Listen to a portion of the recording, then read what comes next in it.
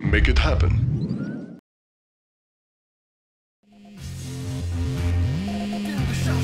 Target designated. Nuclear launch detected. Detected. Nuclear under attack. Prepare to die. Imaging complete. Research. We are vigilant. Imaging complete. Imaging structure.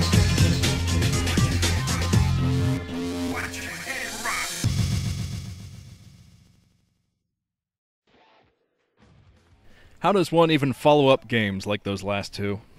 Oh well, I'm going to give it my all. This is Group C, Mind versus C. Another high-stakes matchup, although C has absolutely no way of moving into the round of 8. Big surprise, being knocked out yet again from an individual league. Every season I keep thinking, this is C's season. He's going to make it. This time he breaks that stereotype that he always fails in leagues. He's going to get to the semifinals. Yeah, it never happens. But alright, C is screwed either way. But if C wins, he will obviously eliminate himself and eliminate Mind at the same time, allowing Stork and Shine to take the 2 spots in the round of 8. Uncontested, but if Mind wins against C, he will force an upper rung tiebreaker between himself, his teammate Shine, and Stork. For both spots, 3 guys fighting for 2 spots. And that would give Stork a smaller chance of moving into the round of 8, so I can't let that happen. I'm going to use my psychic powers to stop Mind from winning. I shouldn't say that, I like Mind. Except, down at the 8 o'clock position in Beige is Mind. So that means up at the 2 o'clock in red is C. This is a TVT map if there ever was one. Gladiator, huge 4-player map, ridges everywhere. I think it would make for a very complex TVT. And since this is cross positions, I think we're going to see a long one too. Long, complex TVTs are fun with the drop strategies and whatnot. But alright, what should I talk about? Mind's chances are okay. I mean, C, he has good TVT, but Mind has kind of been picking himself up in this OSL, actually getting a win. You know what? I think I found what I'm going to do for the 4th game. I think I'm going to do a drinking game. Just every time someone in the audience kisses, I'm going to do a shot of whiskey. Okay, it's decided. I'm going to do that in the last game. But alright, let's see what the guys can do. I haven't had a chance to cast any TVTs in this OSL so far, I believe. All of the Terran players have been underperforming so much, I just haven't really had the opportunity to do it. Yeah, I think the Terran players especially are having troubles with the maps, adapting to those. Usually takes a season or two. Mid-season is usually when a race will adapt to a map, or at least come up with a fun strategy to use on it. Wacky strategy. I've used El Nino as an example before. El Nino, Zerg dominated Protoss. Then a season later, it was changed to Great Barrier Reef, just a palette swap. And then Protoss dominated Zerg. It just took a whole season for that to happen, which a lot of players can't even afford. You see, that would be another shot right there. All right, I'm pumped for the last game already. But yes. Oh man, I don't even know what to talk about after those last 2 games. That kind of just fried my brain. I had a lot of things to talk about for this particular match, like the TVT thing, not many TVTs and whatnot. But those last 2 games just completely fried me. I have no idea what I'm talking about now. But okay, Shine, Mind. Oh, jeez, it's happening again. But Mind, he did put down his refinery, and C did not, meaning that C is expanding. Already putting up his 2nd base. His expo, if you will. And there is a command center coming up for C. And see, a lot of people are probably thinking that C doesn't really have any motivation to win today since he's going to be knocked out no matter what.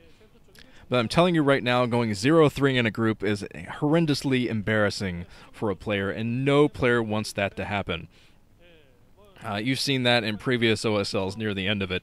The players will give it their all, even if it means knocking out the other player.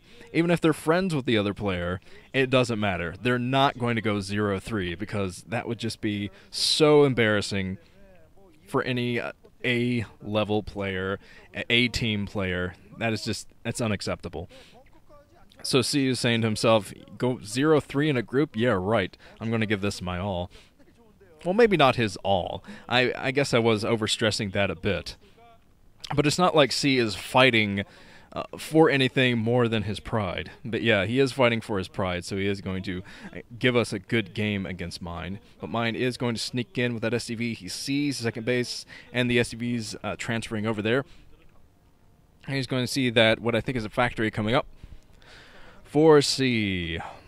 Alright, so Mine is going to throw down his second base in the meantime. Going to probably catch up to C soon enough as far as economy goes. Plus, he's going to have his factory out sooner, and he might be able to do a bit of vulture harassment, which he's going to try to do right now and sneak out with that. Floating over his barracks, I believe, into the middle, just to get a scout on that second base. Let's see what C is up to. I think he was still pumping Marines from that barracks. He has some in the bunker at the front that'll help him fend off the vulture at least. So C knows he needs to fend off against some kind of harassment. He's going to be able to do that. Of course, once the tanks come into play, the siege tanks with siege mode research, that's going to be much tougher. Alright, Mind, he actually finds the SCV, scouting SCV, takes it down. I think he might have scouted that with either his barracks or the other unit that he has over there sneaking around the natural. It's okay, let's take a look. Again, 2 factories on the way for Mind, as he's probably upgrading mines to help hold this at the front. He has his vultures there. Going for vulture speed would be good if he had more vultures out in the field. That would help him sneak by the bunker easier, snipe some SCVs. Alright, the barracks meeting in the middle, always funny when that happens. The Marines inside the barracks, there are Marines in there, because that's where they come out of. They're just waving to each other like, hey, what's up? Throwing things back and forth, tennis balls and whatnot. But, yes. It's always funny to think of the Terran buildings. Actually look at the Terran buildings and think about what goes on there. Because the turrets, if you look at a turret closely, there's a little dude in the turret, and he's just kind of sitting there as it spins. I just imagine him getting very, very dizzy. And when Flash builds like 80 turrets in the map, there's like 80 dudes out there spinning. Just very surreal. But another supply depot for Mind.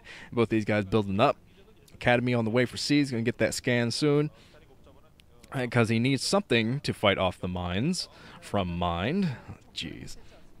But okay, 2 machine shops on those factories for C. So I think he's going to get up a pretty big tank army for the front. Actually, Mind is going to be the exact same thing. And building 2 more factories right next to that. So, okay. Mind's barracks in the red, most likely not going to be able to save that.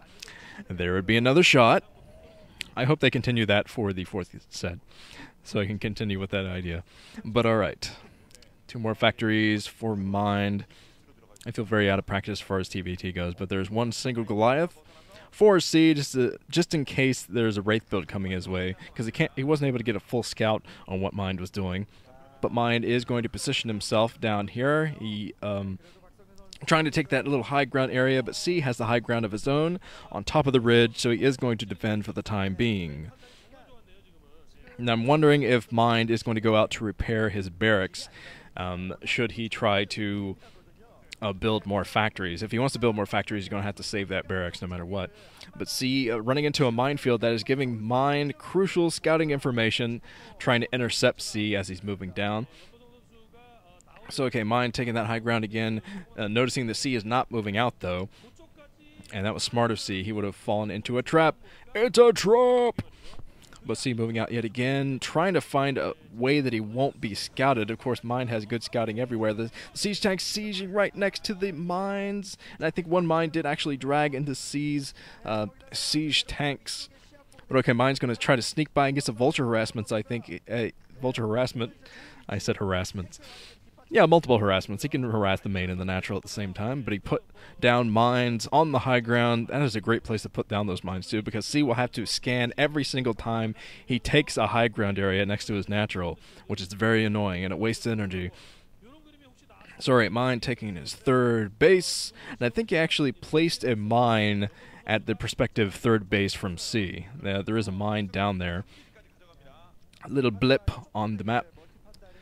So C is being slightly contained, but of course he can turn that around pretty quickly, I think. As long as he does something about the third base for Mind. If Mind gets that third base up uncontested, things are going to be very bad for C. Alright, Mind is trying to position himself at all the high ground areas with his tanks, get a nice little defensive grid going in the middle, which will allow him to take even more bases. That's what Terran versus Terran is all about, taking the middle, holding the middle, so you can take most of the map. And then hold it against the later tech battle cruisers and whatnot. Alright, C has established, Mind has established, his newest base, and C is building his third base at the mineral only at the inside, I believe. There is a red dot there on the map, but I haven't actually seen the command center, so it just might be some troops grouped up. But C does need a third base pretty quickly. Very quickly, actually. He needs to plop that down as quickly as he can. There's another mine up at the 12 o'clock where I believe C is trying to expand again. So that is putting him behind, and he needs some form of detection there. I think he just wasted a scan, so it might be difficult to get rid of that and throw down his own base. Yep, he's just waiting on scan energy to get rid of that freaking mine. And okay, C is placing some mine traps of his own on the top of the high ground. And there's C just kind of looking around. He's deciding to build the command center next to that location so he can eventually take that down with a vulture or something once he gets more scan energy up. But he is building that third base, and I think he's going to keep up with Mind as far as the economy goes. Building right next to the mine, though, so the mine sight range, although it's very short, I think he'll be able to see the SCV building that command center, so he might be able to harass that soon. Alright, Mind. There are mines all over the place in the middle. C pushing forward, doing his best to take out these mines at the top. Well, of course, neither player has enough scan energy to really tackle the mine situation.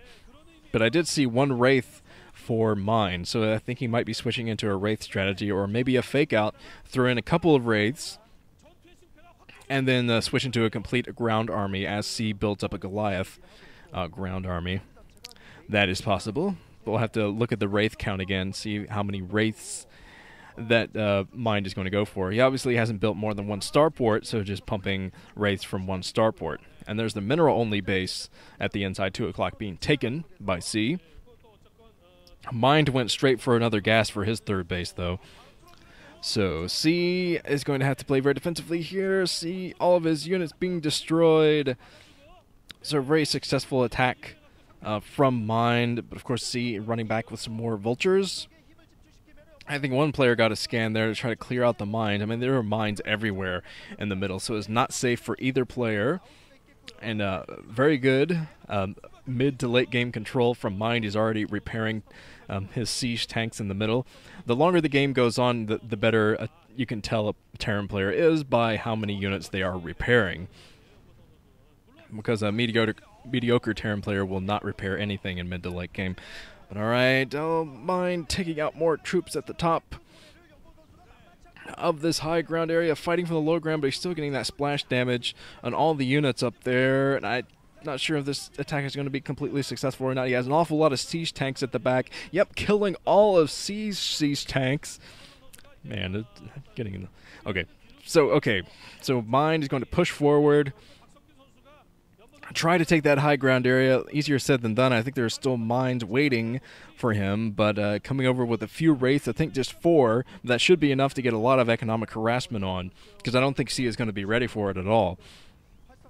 Okay, moving up, C might have actually seen that with his barracks if he was paying attention at the time, but he's going to find it soon enough. He has one Goliath that I see out there in the field. It's alright, 2 Goliaths now, so that should be enough to fend off these Wraiths. 1 tank was sniped, and that's actually going to be enough to make a whole lot of difference now that Mind, I think he's going for the killing blow. He's moving up with all of his tanks, sieging here from the low ground, inching forward to that high ground area, and he still has SCVs repairing the tanks as he pushes forward, trying to get rid of the last Goliath. He does snipe the last Goliath. Oh, this is going to be horrible for C. He doesn't have nearly enough to fight this back. Actually, a drop of sweat I see on C's forehead. So he actually is giving this his all, but it's not going to be enough. as Mind pushes forward, showing excellent TVT. This is a very aggressive style of TVT from Mind. I haven't seen him play a TVT in a long time. I think I casted one of his in the in-crew at OSL, but of course that's been 2 years, so that's been a long time. 3 years now. Wow. And moving up on 3 years, but a lot of siege tanks. And C is going to go 0-3 in the group, I think. Yep. GG from C. 0-3. Not the position that any player wants to be in. But he will be seeded in the round of 36 next season. So come on, C. Give us a season where you don't choke. Do it! But Mind has forced a tiebreaker. And I will be back soon. I can't give you an exact timeline on this because I don't know when they'll be played. But very soon. For those tiebreakers. But not today. But that should be a good tiebreaker. Mind, Shine, and Stork. It's going to be a good one. But alright, let's move on to the final group.